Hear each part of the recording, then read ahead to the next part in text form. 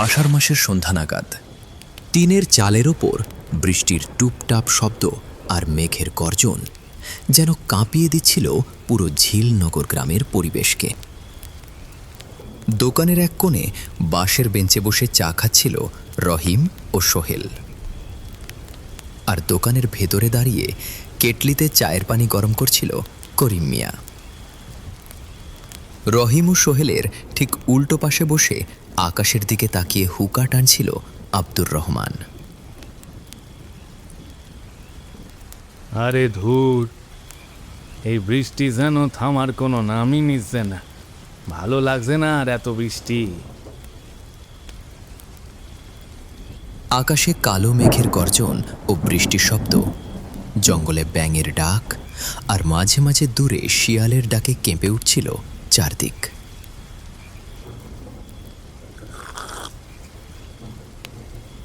রাগ লাগে কেন কাদের ভাই? আমার তো সেই ছোট ছোটবেলার কথা মনে পড়া যায়। সোহেল চায়ের কাপে চুমুক দিয়ে বলল, এই সব রাতে ভূতের গল্প শুনতে বেশ মজা লাগে। ঠিক তখনই আব্দুর কাদের হুকায় বড় একটা টান দিয়ে ধীরে ধীরে ধোঁয়া ছেড়ে একটা দীর্ঘশ্বাস ফেলে বলল,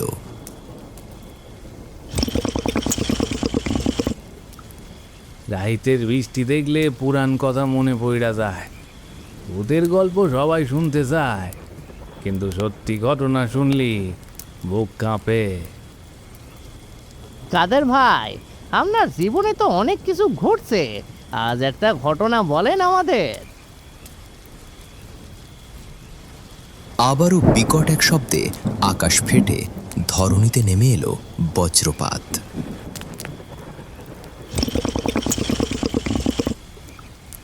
আচ্ছা বলছি তাহলে শোন। প্রায় 30 বছর আগের কথা। আমার বয়স তখন 28 কিংবা 29। আমি তখন অন্য গ্রামে থাকতাম, আর সেই সময় ভ্যান চালাতাম।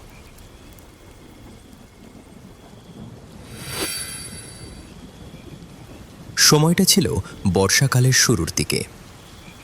বিকেল থেকে আকাশটা মেঘে ঢাকা থাকলেও সন্ধ্যার পরই শুরু হয়েছিল প্রবল বেগে বৃষ্টি। বৃষ্টির কারণে সন্ধ্যায় বাড়ি এসে ভ্যানটা উঠোনের একপাশে রেখে ক্লান্ত শরীর আর হাজারো দুশ্চিন্তা নিয়ে চুপচাপ ঘরে গিয়ে শুয়ে পড়েছিল আব্দুর কাদের। বৃষ্টির জন্য আজকে আর ভ্যান চালাতে পারলাম না। কালকে মায়ের ওষুধ কিভাবে কিনবো? ক্লান্ত শরীরের কারণে কখন যে আব্দুর কাদের ঘুমিয়ে পড়েছিল তা সে নিজেও জানে না। চারপাশে ঝিঁঝি পোকার ডাক আর বৃষ্টির শব্দ ছাড়া আর কোনো আওয়াজ ছিল না। হঠাৎ গেটের বাইরে কড়া নাড়ার বিকট শব্দে ঘুম থেকে লাফ দিয়ে উঠে বসল আব্দুর কাদের। এত রাতে বারবার দরজায় কড়া নাড়ার শব্দে বুকের ভেতর কেঁপে উঠল আব্দুর কাদেরের। বুকে সাহস নিয়ে ধীরে ধীরে উঠে দরজার পাশে রাখা লণ্ঠনটা নিয়ে হেঁটে গেটের দিকে এগিয়ে গেল সে। কে কে বাইরে? কাদের দরজা খোল, আমি মজিবর আলী। গেটটা খুলতেই লণ্ঠনে জ্বলতে থাকা আলোতে লক্ষ্য করল মজিবর আলী এক হাতে লণ্ঠন ও অন্য হাতে ছাতা ধরে ফ্যাকাশে চেহারা নিয়ে দাঁড়িয়ে আছে। কি হয়েছে ভাই? এই বৃষ্টির মধ্যে এত রাতে আপনি এখানে? আম বাগানের বড় আম গাছটার সাথে একটা মেয়ে গলায় দড়ি দিছে, তাই তোমারে নিতে আইছি। আব্দুর কাদের অবাক হয়ে বলল, এত রাতে? এত রাতে আমি কি করব? লাশটা নামাতে হইব, তাই তোমার ভ্যান লাগবো। আব্দুর কাদের কিছুক্ষণ চুপ করে দাঁড়িয়ে থেকে শেষ পর্যন্ত বলল, আচ্ছা আচ্ছা চাচি, একটু দাঁড়ান, আমি ছাতাটা নিয়ে আসি। এই কথা বলেই আব্দুর কাদের ঘরের ভেতরে গিয়ে খানিকক্ষণ বাদেই ছাতা হাতে বেরিয়ে এলো। তারপর মুজিবুর আলীকে নিয়ে জঙ্গলের রাস্তা দিয়ে ভ্যান চালিয়ে আম বাগানের কাছে পৌঁছালো তারা।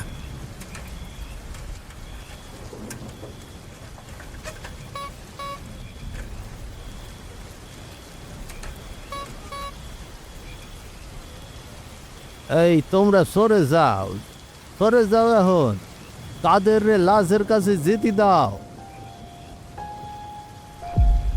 আব্দুল কাদের লণ্ঠনটা একটু উঁচু করে ধরতেই তার বুক কেঁপে উঠল। বটগাছের মোটা ডালের সঙ্গে ঝুলছে মেয়েটার লাশ। মেয়েটার বয়স প্রায় 27 বছর। বৃষ্টিতে ভিজে ফ্যাকাশে হয়ে গেছে তার পুরো শরীর। কাদের, এইভাবে কি দেখতাছো তুমি? আল্লাহ, এই মাইয়াডারে তো আমি চিনি চাচা। কথাটা শুনে উপস্থিত গ্রামবাসীরা চমকে উঠল। কি কইলা তুমি কাদের? মাইয়া ডারে তুমি চিনো? কে কে এই মাইয়া? বাড়ি কোথায়? এই মাইয়ার নাম সালেহা। প্রায় 15 দিন আগে বাজারে আমার ভ্যানে উঠেছিল। গাছের নিচে দাঁড়িয়ে থাকা গ্রামবাসীরা চুপ করে আব্দুল কাদেরের কথা শুনতে লাগলো। একদিন সন্ধ্যার পরে এই মাইয়াটা আমার ভ্যানে উঠেছিল। কিছুক্ষণ পর আমি খেয়াল করলাম সে আস্তে আস্তে কান্না করছে। আব্দুল কাদের একটা দীর্ঘশ্বাস ফেলে লাশের দিকে একবার তাকিয়ে আবারও বলতে শুরু করলো। আমি তখন জিগাইলাম, আপনার কি হয়েছে? মেয়েটা বলল, তার নাকি এই পৃথিবীতে একটা ছোট মেয়ে ছাড়া আর কেউ নাই। স্বামীও মারা গেছে। তার মাইয়ার কঠিন অসুখ হয়েছে, অপারেশন করতে হইব, অনেক টাকা লাগবো। তার কাছে কিছুই নাই। মানুষের বাড়িতে কাজ কইরা যা পায় তা দিয়া ঠিক মতো খাইতেও পারে না। এইসব বলতে বলতেই মেয়েটা বাড়ির কাছে এসে ভ্যান থেকে নেমে যায়। উপস্থিত গ্রামবাসীরা কান্না ভেজা চোখে মেয়েটার দিকে তাকিয়ে রইল। মানুষটা কত কষ্টের মধ্যে ছিল কেউ জানলো না, অথচ আমরা কত কিছু ভাবলাম এতক্ষণ। আব্দুল কাদের লাশের কাছে এগিয়ে গিয়ে বলল, মেয়েটা আত্মহত্যা করলো কেন সেটাই তো বুঝলাম না। ঠিক তখনই আমবাগানের কাদা রাস্তা দিয়ে ছাতা হাতে গ্রামের মোড়ল আজিজুল হক এগিয়ে এলো তাদের সামনে। তিনি চারপাশে তাকিয়ে গম্ভীর গলায় বললেন, এত মানুষ দাঁড়াইয়া আসো কেন? লাশ এইভাবে গাছে ঝুলাইয়া রাখা ঠিক হইব না। আসলে মোড়ল মশাই, গ্রামবাসীরা লাশ নামাতে ভয় পাচ্ছিল, তাই আব্দুল কাদেরকে ডেকে নিয়ে আসছি। আজিজুল হক একবার লাশের দিকে তাকিয়ে তারপর আব্দুল কাদেরকে বললেন, কাদের, এখানে তোমার ভ্যান আছে তো? আছে মোড়ল মশাই। লাশটা নামিয়ে ভ্যানে কইরা হাসপাতালে নিতে হইব। পুলিশরে খবর দিতেছি আমি। আজিজুল হক পাশে দাঁড়ানো দুজন যুবককে বললেন, তোমরা লাশটা নামিয়ে ভ্যানে উঠাও, আর হাসেম আলী, তুমি লাশ নিয়ে কাদেরের সাথে যাও।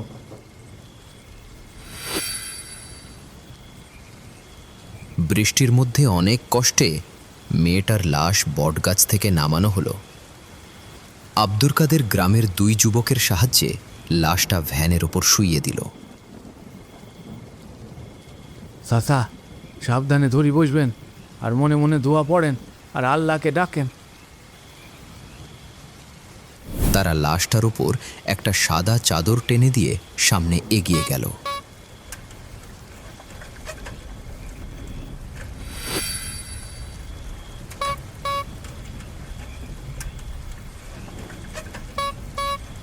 কাদের, অন্ধকারে বৃষ্টির রাস্তাটা দেখে শুনে চালিও। অন্ধকারে ঘেরা রাত তখন হয়ে উঠেছে আরও গভীর, আরও নিস্তব্ধ। মাঝে মাঝে বিদ্যুৎ চমকালেই অদ্ভুত লাগছিল রাস্তার পাশে দুলতে থাকা গাছগুলোকে। আব্দুর কাদেরের পেছনে বসে হাশেম আলী বারবার কালেমা পড়ছিলেন। লা ইলাহা ইল্লাল্লাহ মুহাম্মদ রাসূলুল্লাহ। দোয়া পড়তে পড়তে হঠাৎ হাশেম আলী লাশটার দিকে তাকিয়ে ভয়ে ভয়ে আব্দুর কাদেরকে ডাক দিলেন। কাদের, থামো থামো। কি হয়েছে চাচা? লাশটার হাতটা নড়ে উঠল। লা ইলাহা ইল্লাল্লাহ, হায় আল্লাহ। হয়তো ভ্যানের ঝাঁকুনিতে নড়ছে, ভয় পাবেন না। আব্দুর কাদের লাশের দিকে কিছুক্ষণ এক দৃষ্টিতে তাকিয়ে থেকে আবারও ভ্যান চালানো শুরু করল। দূরের শিয়ালগুলো অনবরত ডাকছে। কাদের, তাড়াতাড়ি ভ্যান চালাও।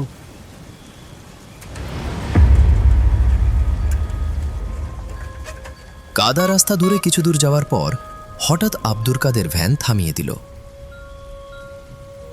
কি হলো কাদের, ভ্যান থামালে কেন? ওই ওই সামনের রাস্তার মাঝখানে কেউ একজন শুয়ে আছে। তারা ভ্যান থেকে নেমে কাঁপা পায়ে ধীরে ধীরে হেঁটে সামনের দিকে এগিয়ে গেল। বিদ্যুতের আলোতে হাশেম আলী চমকে উঠে বললেন, ওটা তো একটা লাশ। আস্তাগফিরুল্লাহ, আল্লাহ রক্ষা করো আমাদের। কিন্তু এটা কার লাশ? আর এইভাবে এইখানে লাশ পড়ে আছে কেন? হে আল্লাহ রক্ষা করো তুমি আমাদের। আব্দুর কাদের ধীরে ধীরে লণ্ঠন উঁচু করে ধরল। চাচা, রাস্তার উপর তো এখন আর কিছুই নেই, রাস্তা তো একদম ফাঁকা। কাদের, এই রাইতে ভালো না, চলো তাড়াতাড়ি চলো। হ্যাঁ চাচা, ঠিকই কইছেন, তাড়াতাড়ি হসপিটালে পৌঁছাতে হবে। তারা দুজন দ্রুত পা ফেলে ভয়ে ভয়ে ভ্যানের দিকে এগিয়ে আসতে লাগলো। ভ্যানটার কাছে এসে তারা আবারও থমকে গেল। হায় আল্লাহ, লাশটা কই গেল? ঠিক তখনই আব্দুর কাদের ও হাশেম আলী নিচে তাকিয়ে দেখল ভ্যানের উপর শুইয়ে রাখা লাশটা নিচে বসে তার ভয়ঙ্কর দুটো হাত দিয়ে শক্ত করে চেপে ধরে আছে তাদের দুই পা। হায় আল্লাহ, বাঁচাও আমাদের বাঁচাও। হাশেম আলীর চিৎকার শুনে লাশটা ধীরে ধীরে মুখ তুলে তাদের দিকে তাকিয়ে বিকটভাবে হাসতে শুরু করল।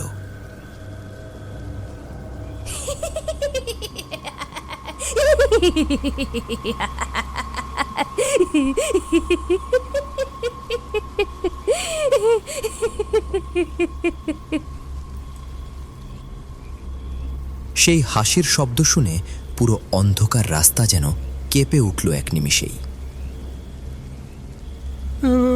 বাঁচাও বাঁচাও, আল্লাহ বাঁচাও আমাদের। লাশটা ধীরে ধীরে আরো ভয়ঙ্কর হয়ে উঠল। চোখ দুটো রক্তলাল, চুলগুলো বাতাসে উড়ছে। সেই ভয়ঙ্কর বিকট চেহারা দেখে তারা কাঁপতে লাগল। আর ঠিক তখনই লাশটা বিকৃত গলায় হা হা করে হেসে বলল,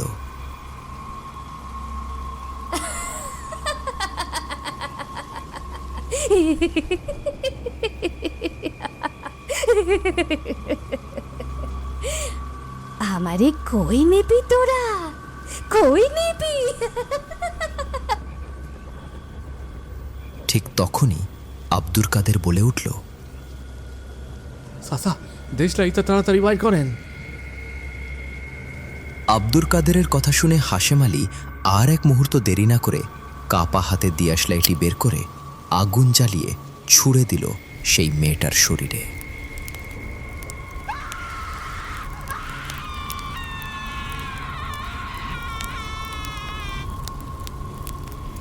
হাশেম আলী চিৎকার করে বললেন, দৌড়াও কাদের, দৌড়াও, জলদি দৌড়াও। লাশের গায়ে আগুন লাগার সঙ্গে সঙ্গে তারা দুজন আর এক মুহূর্তও সেখানে না দাঁড়িয়ে দ্রুত পায়ে দৌড়াতে শুরু করল। পেছন থেকে বাতাসের গর্জন আর অদ্ভুত কান্নার মতো শব্দ ভেসে আসছিল তখনও।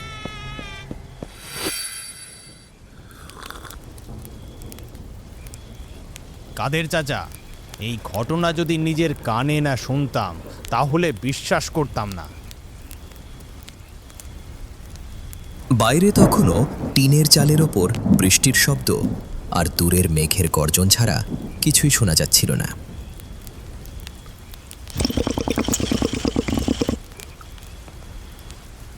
আসলে আমি আর হাসেম চাচা সেই রাতের পর বহুদিন রাতে একা বের হয় নাই। আল্লাহ রাব্বুল আলামিন নিজ হাতে আমাদের সেই দিন বাঁচিয়েছিল।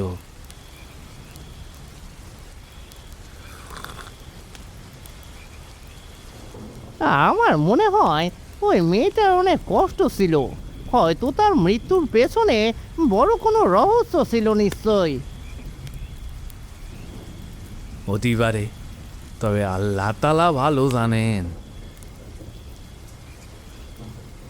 কিছুক্ষণ পরে বাইরে বৃষ্টির শব্দ ধীরে ধীরে কমে গিয়ে আকাশের কালো মেঘ সরে যেতে লাগলো। রাত অনেক হয়েছে, বৃষ্টিও থামছে, সবাই চলো বাড়ি যাওয়া যাক এবারে।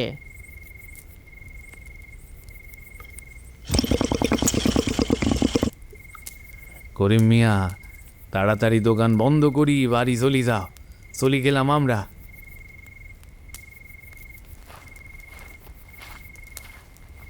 তারা তিনজন বসা থেকে ধীরে ধীরে উঠে বাড়ির উদ্দেশ্যে রওনা দিল। করিম মিয়া এক দৃষ্টিতে তাদের পথের দিকে তাকিয়ে রইল। আসলে কিছু গল্প শেষ পর্যন্ত রহস্যই থেকে যায়, যার উত্তর কখনো পাওয়া যায় না।